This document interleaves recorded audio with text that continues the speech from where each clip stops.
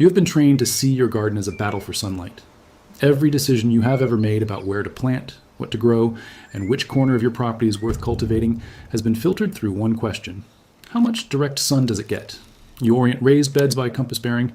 You cut limbs off trees that were there before you arrived. You buy grow lights for the basement and timers for the grow lights and replacement bulbs for the timers. You have written off the shaded side of the fence, the area under the porch overhang, the north slope, the space between the barn and the woodpile as dead zones, places where food cannot happen. That model was handed to you by an industry that grows corn.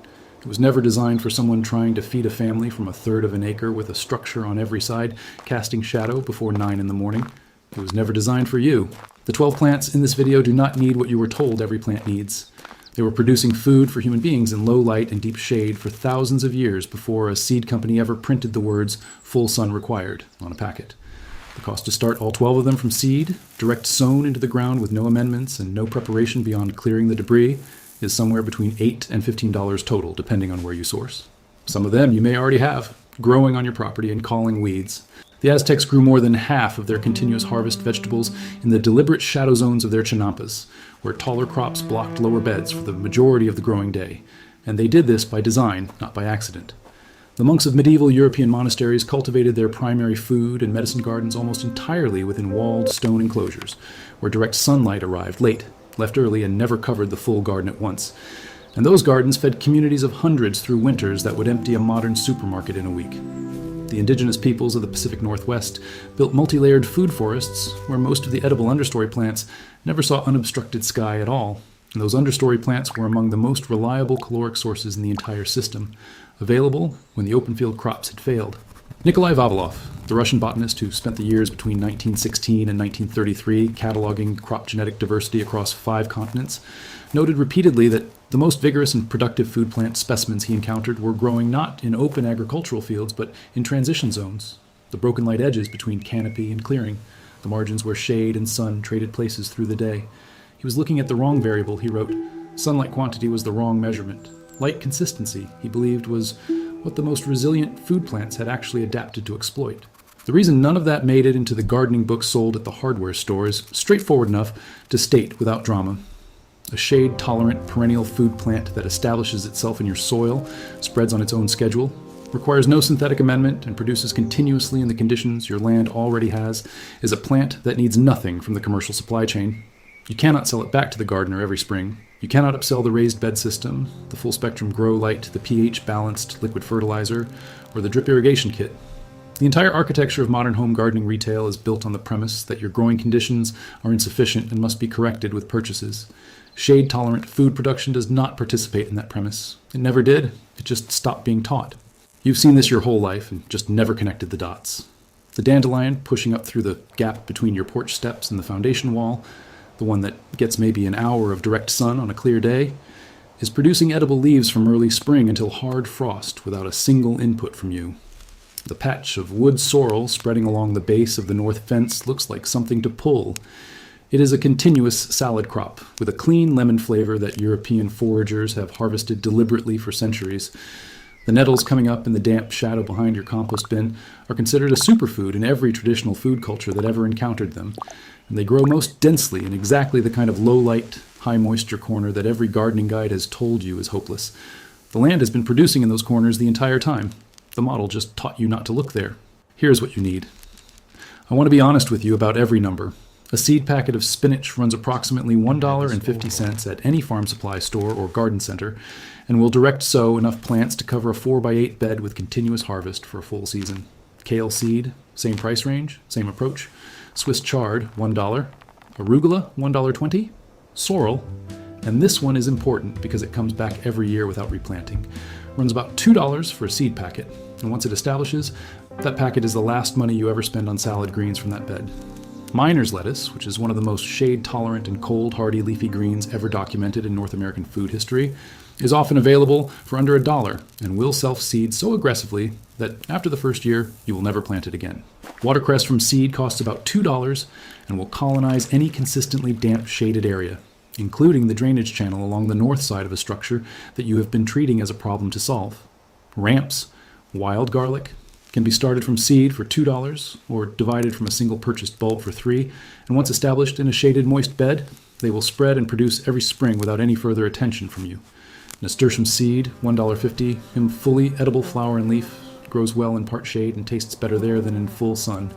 Lemon balm from seed, or a divided start from a neighbor who is almost certainly trying to get rid of some costs, nothing to free. Mint, same situation. Nettles you may already have, and if you don't, a divided root from anyone with an established patch is freely available in virtually every rural community. Total investment to start all 12 from scratch, $12 to $15, one afternoon, and no soil amendment required beyond clearing the ground of debris. That's genuinely it. Here's the one thing most people get wrong when they first try to grow food in shade. They pick one spot, plant one thing, water it twice, see slow early growth compared to the sunny bed, and pull it out before it ever hits its stride. Don't do that. What slow early growth in a shade planting looks like is a plant putting energy into its root system before it commits to above ground production.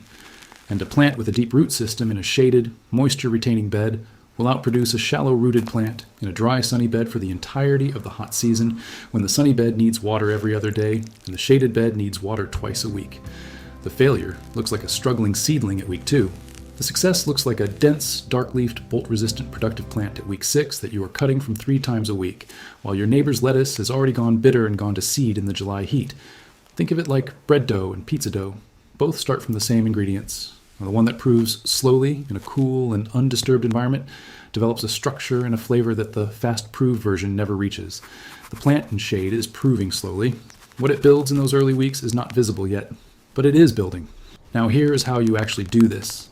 You clear the bed of large debris, sticks, stones, anything that would block a root. You do not till, you do not amend.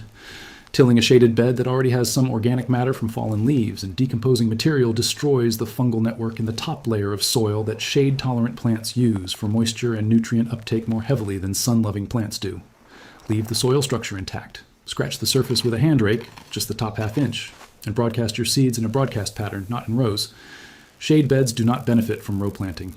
They benefit from dense scatter planting that creates a microclimate of leaf coverage at soil level, which retains moisture, suppresses the few weeds that will attempt to compete, and keeps the soil temperature stable through temperature swings. Water the bed thoroughly on planting day, not a sprinkle, a deep, slow soak that pushes moisture down 6 to 8 inches. Then walk away.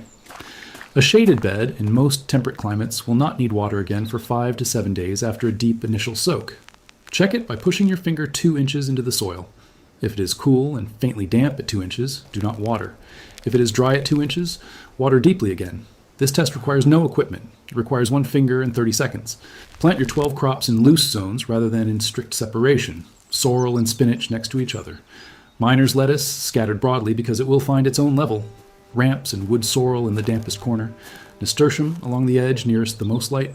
Watercress in any spot where water pools or drains. Nettles at the back of the bed where they can establish without being walked through. They will spread forward over seasons, and you will manage the edges, not fight the spread. Begin harvesting at week 4 on the fastest producers. Arugula, miner's lettuce, and spinach will be cut and come again ready by then in most conditions. Cut the outer leaves first, never the central growing point. Leave a third of the plant's leaf mass at every harvest. This is the rule that separates people who harvest continuously from people who harvest once and wonder why the plant declined. The plant can only feed you as fast as it can feed itself. Take the outer third, leave the inner 2/3. Come back in a week. The sorrel will not be ready for a full harvest in its first season. Let it establish. By the end of year 1, it will be a plant the size of a dinner plate. By year 2, it will be the size of a serving platter. By year 3, it will be the most productive square foot of ground on your property, producing tart, lemony greens. From the first thaw until the ground freezes, requiring nothing from you except that you not till it under. Perennial food plants in shade are the closest thing to a self-filling pantry that the natural world offers. They are a one-time investment that pays indefinitely. A single 4x8 shade bed planted with all 12 crops in this pattern will produce cut greens 3 times per week from April through November in most temperate zones. At a conservative estimate of 2 pounds of usable greens per harvest session, that is 6 pounds of fresh food per week, 24 pounds per month, roughly 200 pounds of fresh leafy greens across a full season from a space that was previously producing nothing. A family of 4 eating fresh greens with every dinner from late April to late November eliminates the grocery store green purchase entirely for that period. In most households, bagged salad greens, fresh kale, and fresh herbs represent between $40 and $60 of monthly grocery spend, 2 beds of this size, 16 square feet of shade you already own, covers that line item for 7 months of the year. Double to 4 beds, and you are preserving and fermenting the surplus. Double again to 8 beds, which remains well under the footprint of a single standard garden, and you are producing enough continuous greens to share, trade, sell at a farm stand, or ferment into a winter supply of nutrient-dense preserved food that does not require refrigeration. No bills for those greens, no infrastructure maintaining those beds, no asking anyone's permission to use the ground under your own trees. There is a condition where this method produces less reliably, and it should be said without softening. Dense clay soil with no organic matter and no moisture retention in a region with less than 20 inches of annual rainfall will struggle to support continuous shade bed production without mulching and occasional deep watering. The system works best where the shade is creating a moisture-retaining microclimate under trees, along building foundations where condensation drips, beside structures that block drying wind. If your shaded area is also your driest area due to roof overhang runoff diversion, direct that runoff back toward the bed before you plant. A 2-inch layer of wood chip mulch on a dry shade bed changes the moisture equation enough to make the difference between marginal and productive. The mulch is often free from tree services who need to dispose of it. That caveat aside, the system is not fragile. 12 crops is redundancy built in. If 2 of them underperform in your specific conditions, 10 remain. Somewhere in a walled garden in southern France, there's a stone enclosure that has been growing food continuously since the 11th century. The monks who built it are gone. The order that tended it dissolved generations ago. The wall still stands. The soil is still there, coming up every spring from the same root system it has been regenerating for longer than most nations have existed, in a bed that sees perhaps 3 hours of direct sun on a summer solstice day. Nobody planted it this year. Nobody will plant it next year. The food is just there, the way the wall is there, the way the stone is there. Patient, indifferent, and older than the question of whether it ought to work. What you just planted in that corner of your property is the same argument. I don't know what brought you here. It doesn't matter. It grows either way.